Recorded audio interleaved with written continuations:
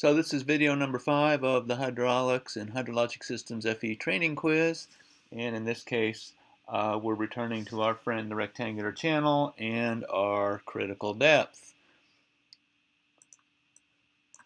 So we'll go back here, critical depth, and we got the formula back that we're going to find kind of handy. And here's what we say. Here's what we have. We have a 6 meter wide rectangular channel, carries 24 cubic meters per second at critical depth. What's the velocity? So once we know the critical depth, we can recover what the flow area is, and the discharge divided by the flow area becomes the velocity. An alternative approach is to remember that critical depth occurs at Froude number equals 1. And so we can exchange the 1 here for the Froude number, and we have the square root of g times y sub c at critical depth is equal to the velocity. Either one's going to work. I think I'll take the more natural one, which is to find critical depth and then just determine velocity from the known discharge. So our formula for critical depth is y sub c equals q squared over g to the 1/3 power.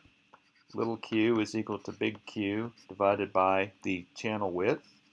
In our case, it's 24 meters cubed per second divided by 6 of them meters, which leaves us with 4 meters cubed per second per meter of width.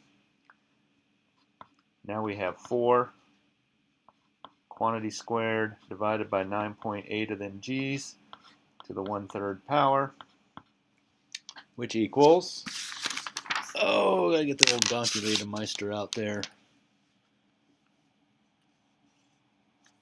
1.177 of them meters. 177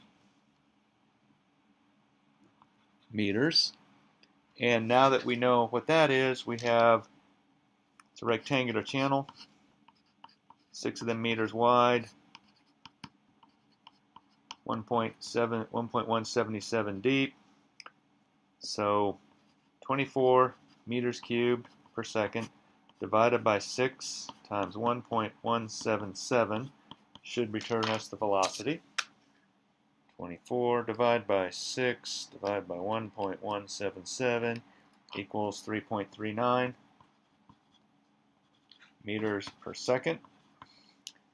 The alternative approach is to use the Froude number equation, which is over here, and we have the square root of g times y sub c equals the velocity.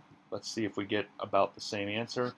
Square root of 9.8 times 1.177 equals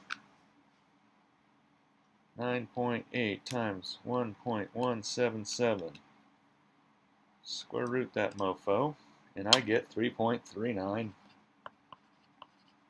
meters per second. Closest, without going over, is B. So the correct answer in this one is B.